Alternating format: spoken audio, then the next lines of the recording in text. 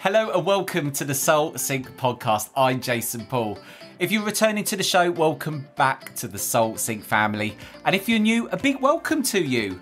My next guest, Sarah Deverell, I absolutely loved the conversation with her that you're about to listen to. We talked about connecting to your spirit team. We talked about sitting in the power, how to connect to spirit, soul journals. Honestly, it was such an interesting conversation. I think you're going to love it. So Soul Sync, get ready for an extraordinary journey into the realms of spirituality, mediumship and the spirit world with our captivating guest this episode, Sarah Deverell. She's a spiritual medium, a Reiki Master healer and teacher, and Sarah's life is an intricate tapestry woven with transformative experiences, daily meditative practices, and an unwavering commitment to spiritual development. For the past 15 years, Sarah has been on a quest following her calling to work in the spiritual world. She is not just a passive observer, she is a dedicated seeker, delving into the philosophy of life through books and inspired communication with her spirit friends and teachers. Picture a life rich with profound encounters where each step is a dance with the divine. Sarah has been trained by some of the world's very best mediums, and she's a student at the prestigious Arthur Findlay College. Sarah doesn't just stop at personal growth, she extends her gifts to the world. Private readings, public demonstrations, divine services, she really does do it all. But that's not all. She leads meditation groups, fostering healing, guidance, personal peace and mediumship progression. Imagine the energy, the connection, the stories waiting to unfold in this episode. What fuels Sarah's passion? It's bringing evidential communication and healing messages to those seeking connection with loved ones who have transitioned to the spirit world. And here's the kicker. She's on a mission to inspire and empower fellow mediums to be confident in their abilities, delivering not just messages but healing through her mediumship. She's based in the enchanting south coast of the UK, and Sarah's story is a symphony of spirit, a tale of growth, connection and profound experiences. I hope you enjoyed the conversation as much as I did. Sarah, thank you so much for coming on the Soul Sync podcast. Oh, thank you for having me. It's exciting. It is really exciting. Now, Sarah, I must say to everybody, is someone that I have come to know, and we first met each other at the Arthur Findlay College. And if you don't know what that is, it's like Hogwarts. It is a must go to if you are interested in spiritualism, mediumship, a whole range of things. And I met Sarah. First of all, it was my first day. I was really nervous. I just turned up to the college. I didn't know what to expect. And then I got assigned my lunch table, and Sarah was the first person that I spoke to when I went to college, and I was super nervous. I didn't know what to expect, and she just showed me so much love for the week and has taught me so much since. So Sarah, thank you so much for that and for coming on. So obviously you do a lot of different things to introduce you. People have heard a bit about you in the introduction.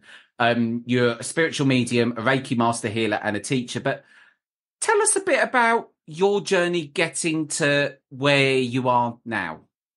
Okay. So, like most mediums, when I was younger, I had this awareness of spirit. Well, I had an awareness of spirit world, but unfortunately for me, I found it quite frightening.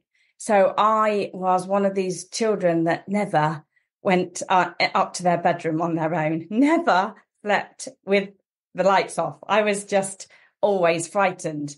And that's just because I was aware of not being on my own and thinking people were watching me, but I didn't have enough awareness that it was all safe and well. And, you know, I had a bit of Christian background. So there was that kind of... What was it you experienced? What was going on for you as a child? So really, it would mainly be at night time, and it would be when I had to go up. I was the youngest, so I always had to go up first. Bless. I literally used to sit at the top of the stair waiting for my sister, for my parents to say my sister was coming up, and then I'd run into my bed and get into bed when she was coming, so we shared a bedroom. But really what was happening was I just became, my heart would start beating a bit faster. I would become aware that I just wasn't the only one in the bedroom. I would just be aware that, and I would try to get to sleep, and I would think this face is watching me. Then I'd try to get to sleep the other side, and I'd have this understanding of this faces watching me, but I couldn't see them with my naked eye. I could just feel them. So I think that was the thing that was sort of made me a bit frightened. And in the end, I used to close my eyes, and then all these coloured balls would come, and then I would wait for the pink ball to come, and that's how I would go to sleep. I would have all this sort of colours going on inside, which now, when I first sat in circle, those coloured balls came back. So kind of, and now when I sit with my mediumship, and the feeling of the spirit's presence is now what I understood, what I then felt when I was a little child. But at the time, I didn't think it was, I just was frightened. I just didn't know enough. And I think loads of us are. I think that when you get those experiences, like before I think I've had these all through my life myself. I'd suddenly feel that there was something watching me, or there was another presence in the room. But my first reaction was, go away, I'm really scared, I don't like it. Yes. So you grew up in a Christian household, you were having these experiences. Did they continue from your childhood the whole way, or did they disappear for a period of time? No, they actually continued, and I actually only in the last 5 years possibly started sleeping with the light off. Really? about the last 10 years. But obviously, as my understanding grew, then I'm no longer scared of it. But I do remember, even as a child, walking to school, thinking, what's this about? We can't just be going to school, learning, getting older, having a job, getting married. We can't just then die. What on earth is the reason that we're here? And I honestly remember that stayed with me for into this development. But I do remember having that thought and thinking, what is this life about? And then really what happened, my mum died unexpectedly.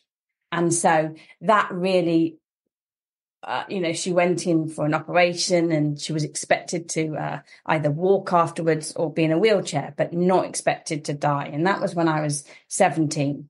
Wow. And so that really made me explore the mediumship world even more. Having said that, my mum herself actually was very psychic-y and mediumship-y.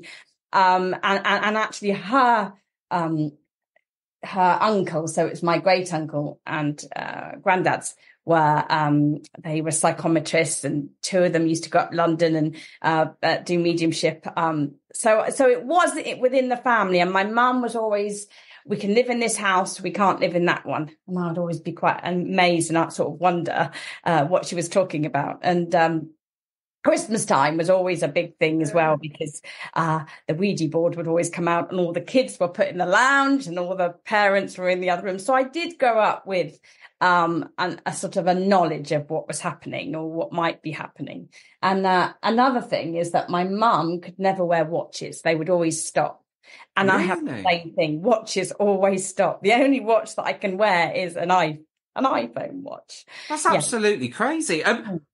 I wonder why that is. Why does it not work? With the magnetic energy, and I always used to get electric shocks. My hair was fine when I was little. You had to stand up on end, and similar was for my mum as well. So So you had this happen with this real tragic situation with your mum when you were 17. When was it that you decided to kind of start exploring this kind of the spirit world and spirituality?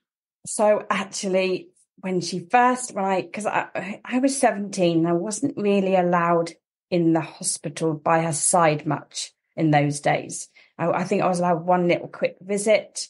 So I remember seeing her, going to see her when she had died. And I remember looking at her thinking, well, that's not my mum. She's just not there. And so from that moment in the hospital, I was asking her, where's the sign? Where are you? Just tell me you're okay. And so from that very moment, I remember asking her to give me some signs. And I didn't get any signs in the early days that she was there. And it took me, how many years? I think about 22 years of searching for a medium to give me the evidence that my mum why do you believe that was? Do you think that was because of the mediums weren't any good, or was your mum not? What was? Do you? I personally now I think it was. Maybe it was too easy to get the information straight away, and maybe I honestly believe that my journey here is about mediumship because it's always been with me, and I always did tarot card readings for people. My 18, 19-year-old self, I was always reading tarot cards. And funny, then I would say to people, don't put your fingers on the cards, you'll get electric shock, because there was always this electricity. But actually, I grew to know that the more electricity were in the cards, the quicker whatever I was saying to someone would come true. It's a bit odd, but it was just very apparent. That was one of the clues. Yeah. So you were how old when you decided to kind of like, this is it now? I know that this is my calling. Okay, so really it was when after I think it was about 20 odd years, 22 years of finding a medium, I really just needed to have that 100% knowledge. I don't know why. And I think that was part of my search, part of my grieving. It never really occurred to me to go to a counsellor. No, I was just going to that medium to tell me about my mum, to give me that 100% evidence. I think because I'm a bit of I just need to know that before I do it myself. You know, I'm quite an honest person. And if I, for 1 minute, didn't believe this, I wouldn't be able to do it. In fact, I can't even lie, because if I lie and my face goes bright red, so I can't do anything like that. A beacon of truth, Sarah. A beacon of truth, that's it. And so there I used to go, to be honest, I saved up my wages, I would pay out my money. And sometimes within the first couple of minutes, I just wanted to give the medium the money and say, I'm out of here, because I used to get to know the lingo and the speech. And I think really a couple of things, you know, I was very young looking, so it probably wasn't expected that I would have a mum that died. And also, I think I just needed that journey. I needed that journey to maybe the spirit world wanted to see how long would I look for. I don't know, but it did help me. It did help me. And it helped me because I was used to seeing lots of mediums, so it helped me in my development then. But the one medium that gave me the 100% knowledge down to everything that had happened in my life since that she had died to the present moment, including a second marriage down the line and stuff that had happened. And so when I found that medium, he then became my teacher. That makes a lot of sense, doesn't it? Yeah. And I kind of put him on a pedestal because I was like, that's it. You have given me the 100% proof that, you know, you can't die. As Gordon Smith says, you can't die for the life of you. He gave me that 100% knowledge. So he then became my teacher for quite a while. So, but I kind of put him on the pedestal, and everything he said, he was like God to me. You know, my husband and I, we both had a reading from him and both had very good readings. And so he became a teacher for both of us. So that was a very interesting period of time and a very good learning, because I had learned a lot from him. And I also learned how not to give too much of my own power, and how not to put too much in teachers as well, that I had to learn from myself. And spirit world, this is where it gets really exciting, because spirit world then became my friends. I make me want to cry. They became my friends because my husband and I would then sit every night. We were addicted to meditating or sitting in the power. And we would sit every night, and every night something would happen. That's when we were talking about earlier before the show about the carrot being dangled. Yes. You know? So they really got us because one of Mark's, my husband's, he was reading an autobiography about one of his distant relatives. Mm-hmm. And unbeknownst, I didn't know anything about this relative or what he was reading in this autobiography. And it's another thing of mine. I have some sort of reading disorder, and so it takes me ages to read. So me too. Honestly, it takes me ages too. Honestly, especially with some books. I think a record for me is about 3 months for a book. That's quick. Yeah. So anyway, in the evenings, I would suddenly start relaying messages to my husband from this distant family member that neither of us knew much about at all, apart from Mark had got his autobiography because he'd written an autobiography. And what would happen is he would give us information or evidence about himself, which I didn't know and Mark didn't know, but the next couple of days, he would read in his autobiography the information he gave us the night before. So, for example, he just gave me a name called William Tell.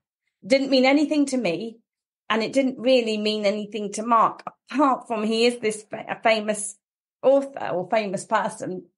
And what happened was, about 2 days later, Mark was reading his relative's autobiography, and his relative decided to play out the very famous thing that William Tell did, which was about shooting an apple off of his brother's head with a bow and arrow. And it's a famous thing that William Tell's known for. And he then wrote about how he did it in his childhood. So all these things, and then the spirit world, and then they'd give me this name. It was a full name.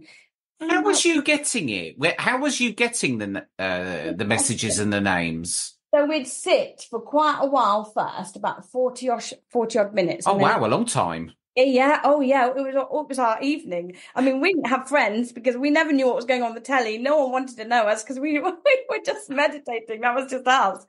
And so I think I heard the name within. I did hear it here because it's otherwise, yeah, I didn't see it. I heard these names. So I heard various things, and there was this first and second name. I gave it to Mark, and we were like, "Oh, I don't know what this is."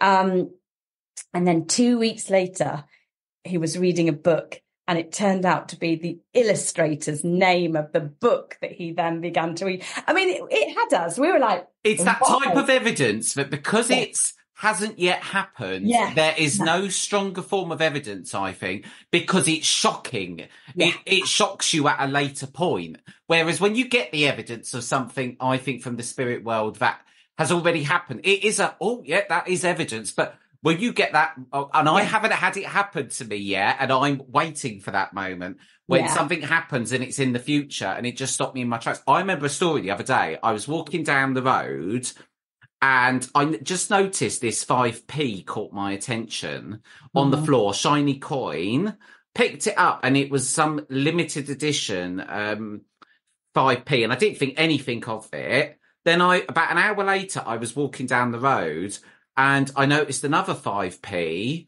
of exactly the same design from exactly the same year, and I thought, this is weird. Then, about an hour later, I picked a third one up. And when I Googled it, all these 5p's were like limited edition through different parts of Bristol. And I just stopped and went, oh, my goodness, right, that's the sign. And it happened around the time that I had a reading from my granddad from a good medium. So what? Wow. And 555, Jason, is change. So change must have been going because number 5 is 555. I didn't even know that.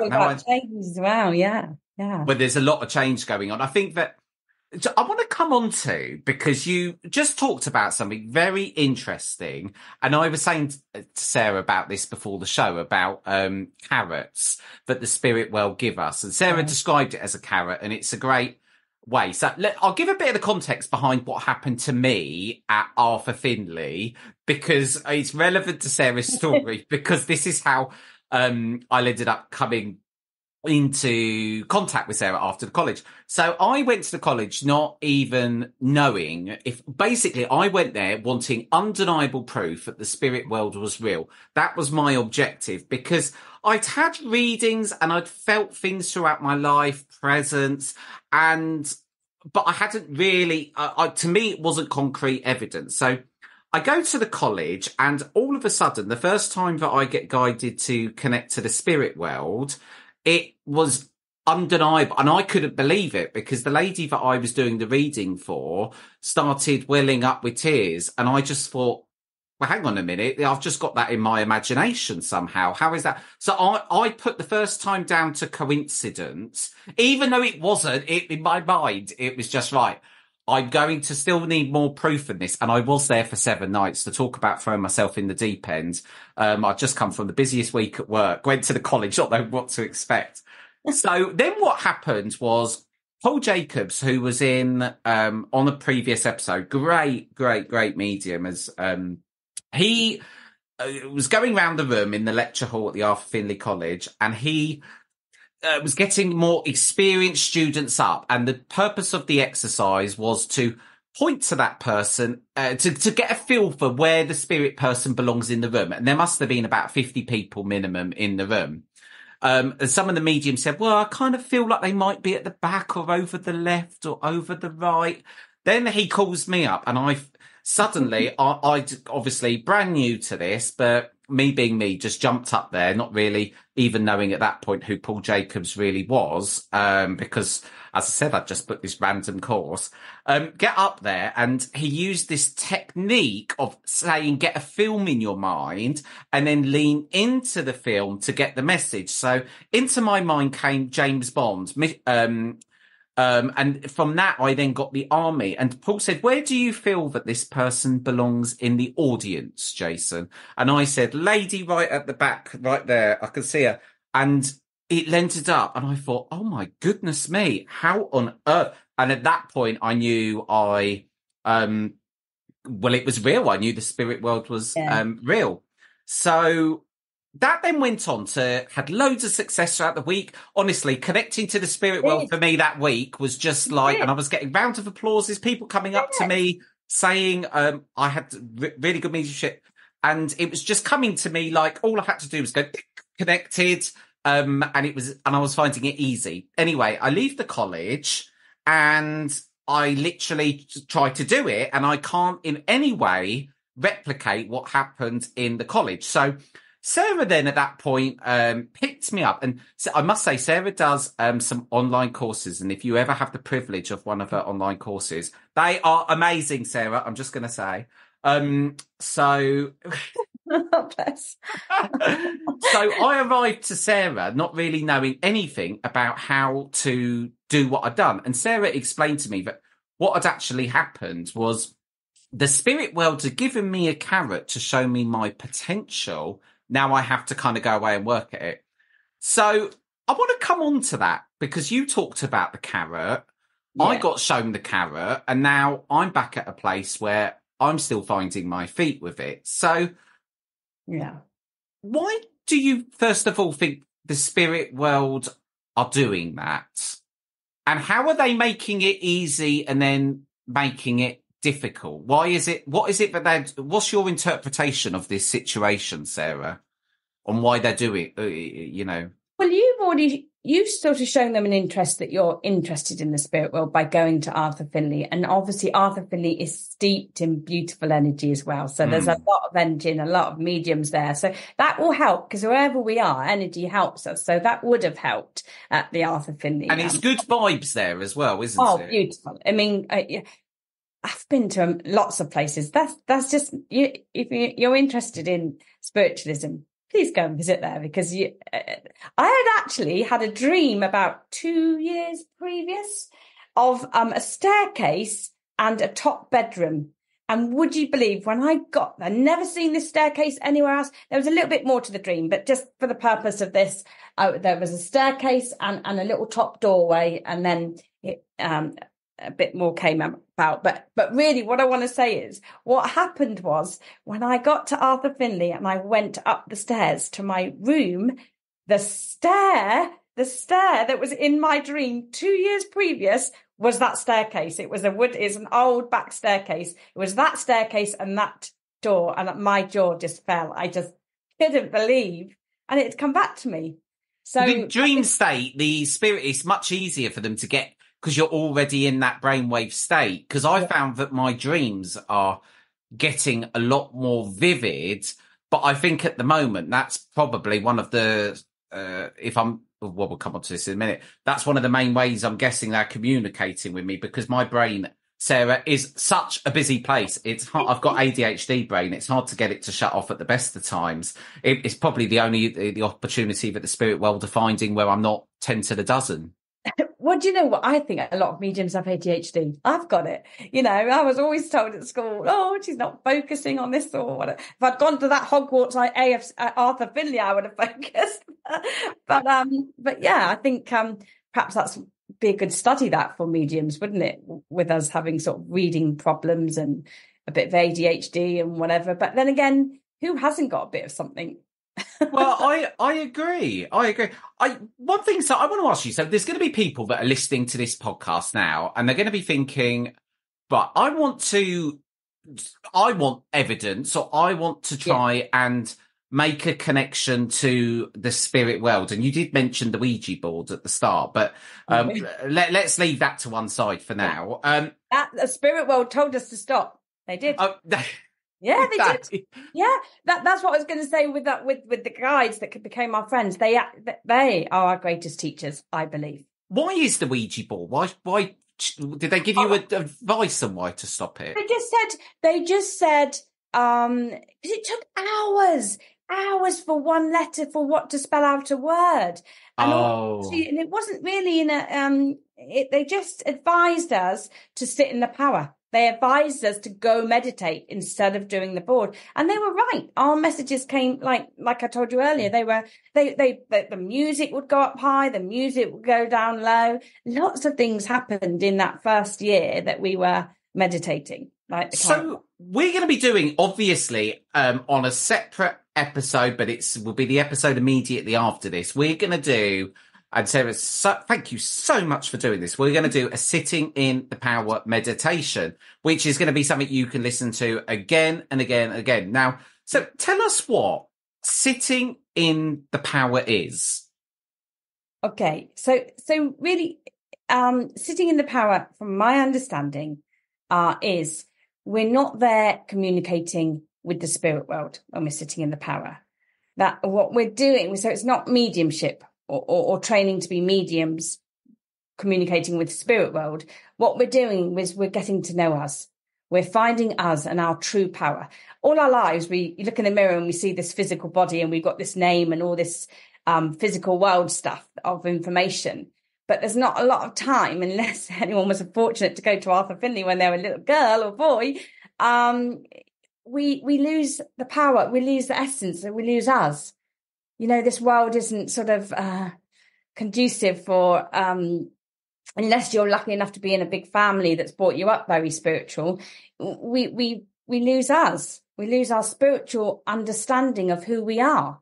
Is it because we, in your view, we have our experiences and our past defines us rather than our soul and spirit defining? How would you describe? No, I think that's pretty good, Vinny. I do think that, and I think that that spiritualism and being spiritual is all about knowing our true self. As in, a lot of people don't like using the word God, and that's fine. But I'm come to be very happy with the word God within. It's the same as the power, the universal energy.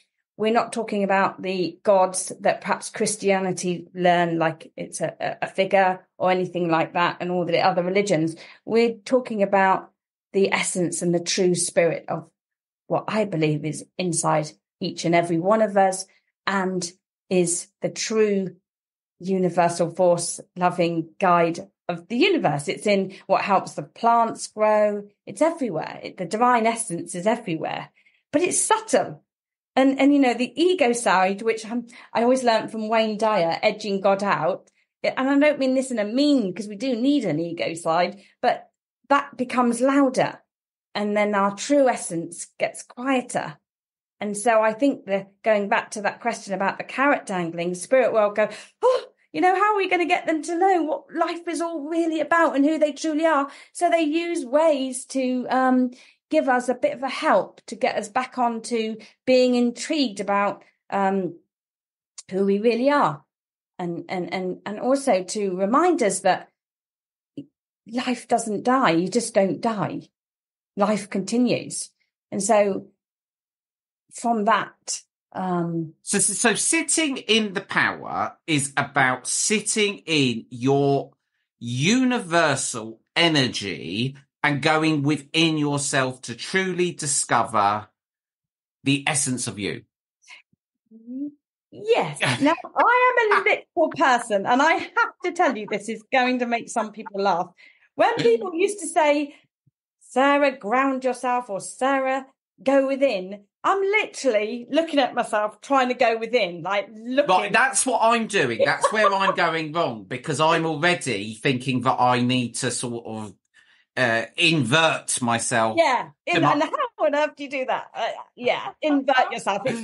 So just be careful with some words. I mean, some people get it, but if you're a bit literal, like me and you, yeah. But I used to sit here thinking, right, ground myself. I don't ground myself. I bang my feet on the floor, and I do. And of course, it's more about, learning to not always live in this spiritual head, because I just loved it. I really would come alive with a spiritual conversation, and some conversation about some earthly thing. I would just doze off. But that's why at school I would be, Sarah's not focusing. It just didn't interest me. And it was tricky, maths and English. Oh, it's the same. You put me in a conference room or somewhere talking about, well, it could be even the most interesting thing in the physical world. I am glazing over a bit, but you put me in a room where someone starts talking about the spirit world or sacred geometry or something like that, and I am absolutely gripped. Yeah. So how does one sit in the power? Wow. First of all, from my experience, I gave a lot of my power away to teachers, and I love teachers and tutors, and they've taught me a lot. But just from my own journey, because I just really, really wanted to do it and have this communication, because we'd had all these carrot dangling things. I'd also had experiences in other areas of my life, which I met with spiritual beings and things. So I just desperately wanted this communication. So just be careful where you place your power.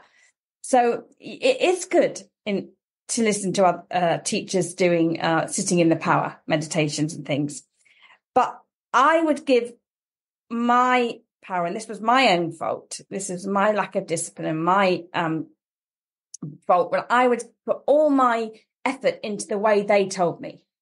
Okay, I've been guilty of it too. Just because I really wanted to learn it. And there's lots of different methods out there. As I say, when someone said go within, I'm literally looking within, thinking, how do I get within this, and things like that. And another method, one of my teachers, he was a lovely teacher, but he had this definite method of going up and up and up. Well, and I tried this, and the T-Fal advert, at the end, I think my head was going like this, because I was literally trying to push my head and all these silly things. But this is about finding the method that works for you. Yes, I think you need the understanding that it's not communicating with the spirit world. It's communicating with yourself, discovering who you really are. So you need to understand what the aim is. But then what I came to do, which is what I would speak about at the end, is instead of following all other people's ways of sitting in the power, which I didn't find I was getting too far with. Don't worry about that, Sarah. I feel like I'm on the starting line here. Well, no, I finally sat down with my guides, with friends. I call them friends. Another thing I think of for me, because I have to be careful not putting people on pedestals or powerful people being worried about or anything like that. So first of all, the people who some people call them guides, they told me to call them friends, because that for me put us on an equal sort of level a bit. So I call them my friends in spirit, which other people relate to as guides, which is absolutely fine as well. But I asked them to show me. I asked them in desperation, and I shouldn't have gone away from not asking them. That's why if anybody at the start of their journey asks me anything, I will say, sit with spirit and ask your own spirit team. They know you the best, or ask yourself, your own spiritual self. Your own spiritual self knows you better. It's just a quieter voice. It's also where you give the focus. If you give the focus to a teacher out there, then you're giving your focus and power out there. And if you give a bit of focus and power with your teachers or guides in the spirit world, then you're getting to know them, and they know you best. So they're giving you the best method, and they're your friend, and your true self is your friend. They want to help us. In fact, going back to that first year with Mark, I remember I wrote down something, and one of the things that they said, my spirit team said to us way back, was looking is losing, feeling is finding. And I put that on, and that was a really simple thing right at the very start. And that came from the spirit team. No teacher here. It came from my spirit team. And I'm not saying that they knew that would work for me, because like I said, I'm so literal. I'm looking for everything. When my mum died, I was looking physically for a sign everywhere. Well, it's also another thing. It's all subtle. And I think sometimes in the early days, you're looking for a big thing to happen, Oh, you are. Yeah. And what you have to realize, it's a subtle presence, and the subtlety does become stronger, but that's the more sensitive you get. And that comes from sitting and knowing yourself. You could become sensitive because your spiritual self is becoming louder than the ego self. So therefore, and your spiritual self is sensitive, because it's all about feeling, which is what they said right back in the day. It's feeling, and you learn to trust your feelings, trust your instincts, which we might have done when we were younger at school, and then other things come in and you forget about your instincts, which I believe is that quiet voice inside. In fact, I've had occasions where that quiet voice inside have actually saved me. I was out once. Do you want me to tell you? Sarah, I'm certainly not going to stop you telling this stuff. Your eyes, they widen. I would probably get a lot of negative reviews if I stopped you in just before this clip. Hang on, but yes, please go ahead. Well, I remember one of the times I was out, and I didn't really like going out to night. I don't think it was quite a nightclub. It was kind of this bar that had a bit of a dance floor. Anyway, long story short, I went downstairs to the girls' washroom. And in fact, I still have a thing about having to go downstairs to these washrooms now. And I went downstairs to the bathroom. And I remember coming out from the toilet and washing my hands. And as I looked in the mirror, the whole room sort of changed. And I became aware that what I thought was my reflection was really me. And I was the reflection, and I just heard this voice within, not in the room, but within me. And I had the funny heartbeat, which is what I had when I was a younger child in the bedroom when I said I was frightened. But I heard it say, go home. But I did go home. I mean, I can't tell you to this day what might have happened. It was a funny thing, because this guy came in behind me. Unfortunately, the go home had just come through. I'd just been told this, and I'd already on my way out. If it hadn't, I would have probably still been washing my hands or putting some lipstick on. But I was so taken by this go home that I just did it, and I went home.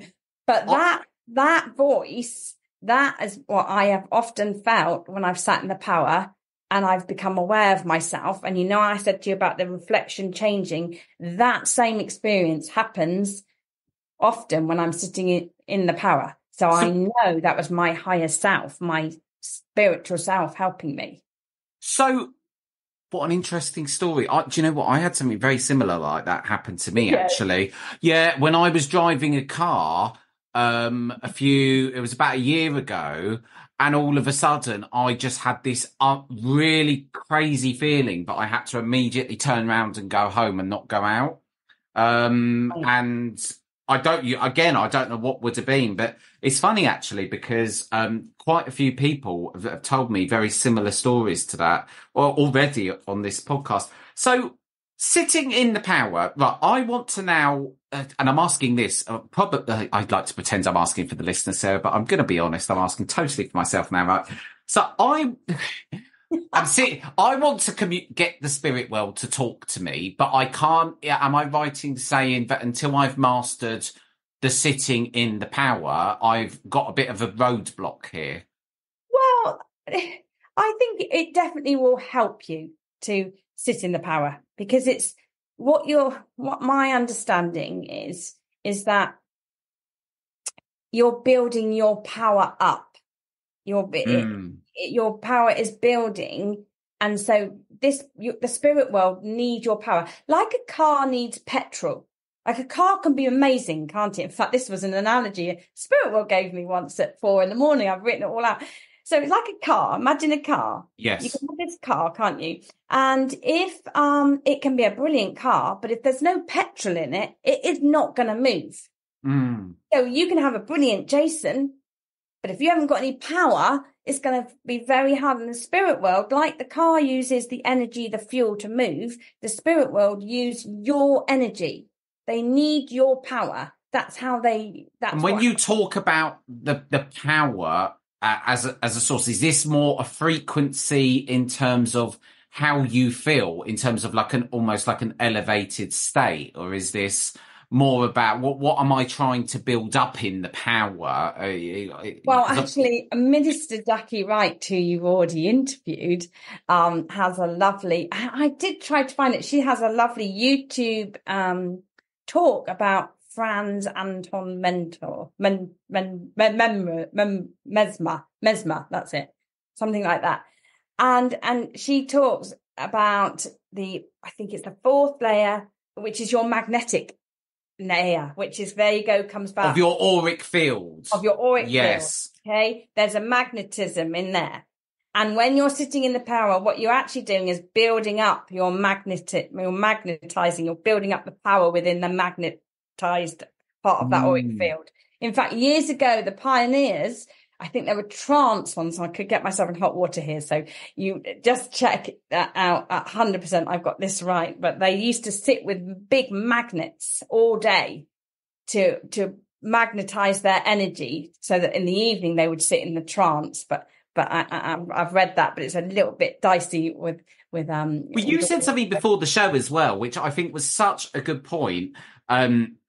And when you were talking about not giving your power away, I think it's very easy to do that, because we live in this world now where I think what's overwhelmed me with developing my mediumship since I left the college was I would go online, a teacher would say another teacher on YouTube would say this, someone else would say this in a different way.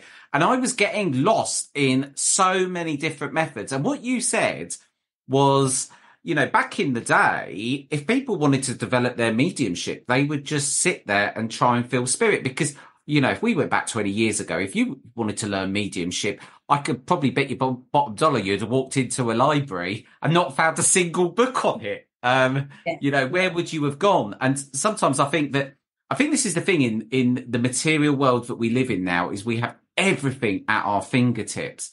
And actually, I think that's quite a barrier in spiritual development, because spirituality is nothing to do with material. It is about this looking within.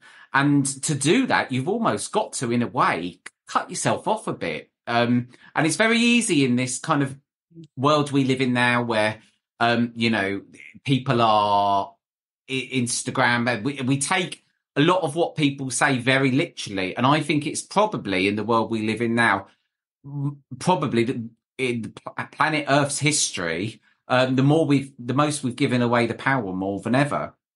Yeah, true. It's so easy to do. I mean, I'm not saying that there aren't good teachers that will give us help and guidance, but I'm just saying be careful, take what resonates, go again with your intuition, and also perhaps it's like a hairdresser. I'm only going to have a hairdresser do my hair if I like the way they do that. So often I will often watch a medium teacher and I like the way they, because we're all different, aren't we? And also I think we do all learn differently, 100%.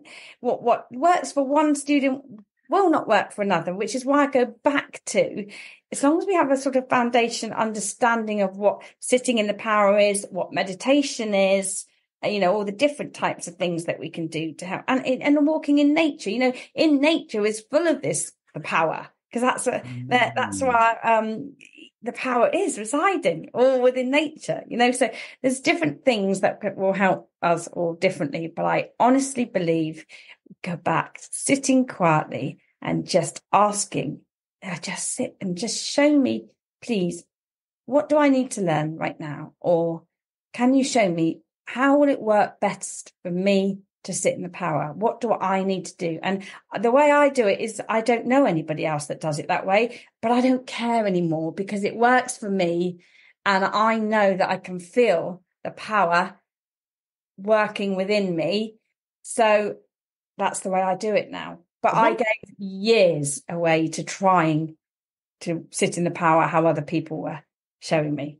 It's making me feel a little bit better, because I've only been giving 6 months away currently, but I'm not there yet, Sarah. Who's to say I can't chuck another 18 months, 2 years down the drain? One thing that I've taken a lot from you in the time that I've known you, and actually it's, you get these things where a lot of things get said, but one thing really resonates, and you say this a lot, is about asking your spirit team. Yeah. Just having, one of the things you said to me a while back was just sit quietly and just say, what do I need to know today? And that actually is just such a simple thing. And another thing that you did, that just worked so well, because I was getting overwhelmed with meditations. I didn't know which meditation to do. There were so many. And do you know the most refreshing thing, I think you said to me, and it was one of the most refreshing things in a whole calendar month, was just sit in silence with no expectation. Yeah. And after I did that exercise for only a few minutes, I felt like a new man. One thing that keeps happening as well, Sarah runs this lovely meditation group, and it's online. And one little schoolboy error I keep learning was, you do an hour meditation, we turn our cameras off, then I just wouldn't return because I've fallen asleep because I kept doing it on my bed. So I went for a period where I had a couple of Fridays off where I went into a deep sleep with Sarah messaging me, are you all right? I said, yeah, I've fallen asleep again. I can't believe it. So probably wouldn't recommend doing that on your bed. Jason, just while you're saying that, because it's reminding, sometimes we think we may have gone to sleep, and sometimes if our brain is really overactive, I do believe that spirit will find a way of sort of not putting us to sleep, but putting our mind out of the way. So, and not this and something else that someone would say, but I didn't feel anything happen when I was in meditation. Sometimes I think lots is going on in the background that we don't know about.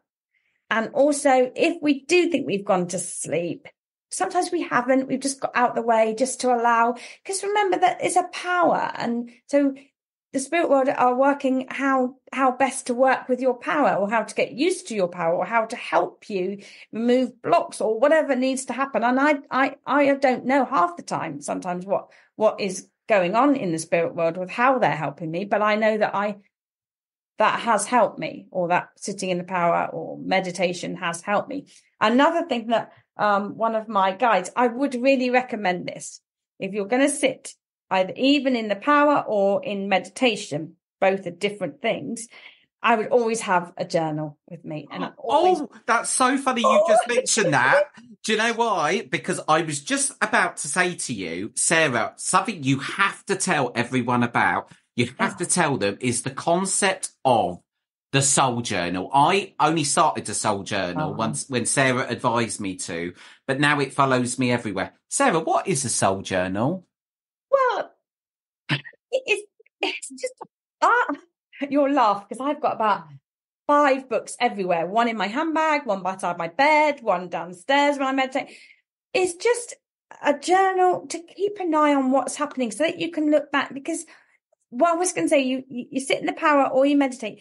Just spend a minute, if you've only got a minute, just spend a minute afterwards, just writing anything that sort of came to your mind. Or often I've got one beside my bed. I'll wake up. I've written a whole address before now for a service coming up that I've been woken up at 4 in the morning, written it all out, and then it's just sort of there ready for the Sunday. But I just think spirit world will give you little things just to think about. As I say, another thing that came to me after sitting in the power meditation. Now, I wasn't communicating with spirit world. I was sitting in the power of me, and it could come from my higher self, my own self. But afterwards, I wrote down, how close were you to God today? And I have that by my bed. How close were you to God today?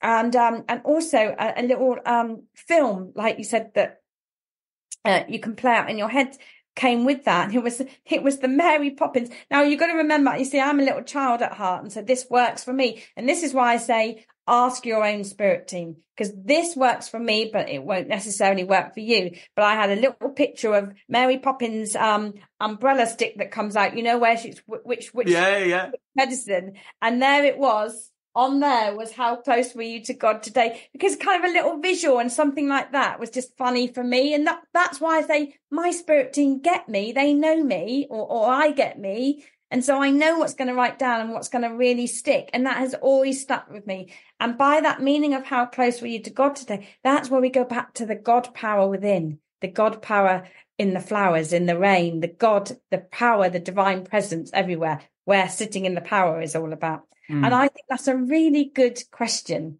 to ask yourself. Put that on your soul journey. So the soul journey, if I hadn't have written that down, I might not have remembered it. But there's various things, like back in the day when I wrote, looking is losing, feeling is finding. These things, you think you're going to remember them, and then you kind of don't. You don't. Do you know what I found as well? If you're on the beginning of your kind of spiritual journey, one thing that I found that the soul journal is really good for is when you're kind of you just get these random things coming into your mind, you don't know whether to come into your mind, or something might happen, like Sarah said, in a dream. And when you look back at these, I've had a moment where I don't know what made me look back, but I look back, and what came to me at that moment, I had one of those aha moments afterwards, and it went, oh, I understand that now. And it do you know what? Because I think a lot in these early days, and I found this, I get a lot of doubt. I doubt myself and think, can I actually do this? Because there was even a situation where about 2 months after I'd been to the college and had literally almost had a standing ovation for the contact I made, I then started to get into my mind that actually none of that really happened. Maybe I'm remembering it differently, because you just don't remember every little detail. But like you said, the spirit world is subtle, and if you're not writing these subtle things down, it's just a great exercise. So I can't endorse the soul journal enough, and it's just a really good exercise and habit to get into. So plus there's that subtle difference, like you said, about it's going in my head, oh, I can't do this, those negative ego-based Jason thoughts, yes, are so different to the beautiful subtlety of the words that come with an essence when you're with your spirit self. And that's why if you keep sitting with your spiritual self, you will become more and more aware of your spiritual self, and that will become louder than those I can't do it mind thoughts that come in to our everyday life. Sarah, this has been the most delightful episode. Oh, I think I've asked more questions on this episode than I've asked on any of the others, but probably only because you're so lovely and beautiful and tolerant. So we're going to do it on the next episode. Yeah. You can go straight in, click next, and Sarah is going to take us on a guided meditation to help us, assist us with sitting in the power. Do you want to tell people briefly what this is going to be about, this meditation? Well, I would be contradicting myself if I actually did take you through a sitting in the power meditation, because as I say, I actually don't believe in you using someone else's method. Mm-hmm. Only because from my own journey, it led me up a twisty path, and I just tried so hard, it just didn't work. So I was going to suggest to you, and you've already mentioned one thing, I'm just going to take it back one step, the sitting in the power. For me, doing that was this sitting with no expectation. Because the problem is you get sat down and then you go, this is what happened to me, different to other people, but you go to sitting in the power, and unfortunately an expectation might come in your head that, oh, I've got to feel this to be in the power. Oh, I've got to see a white light to be in the power. And then you start listening to people's methods, which do help. Mm-hmm. But if it's not right for you, it could take you, you could be having maybe a better experience coming from your own spirit team or your own guide. And also you're putting your power to your team. You're saying to them, I trust you. I trust that you're going to help me, because they're going to know you. They've been with you. You know, I can't get too much into lifetimes because I know that everybody has different beliefs with reincarnation and everything. But I just believe that the spirit team, core spirit team, know you more than anyone else.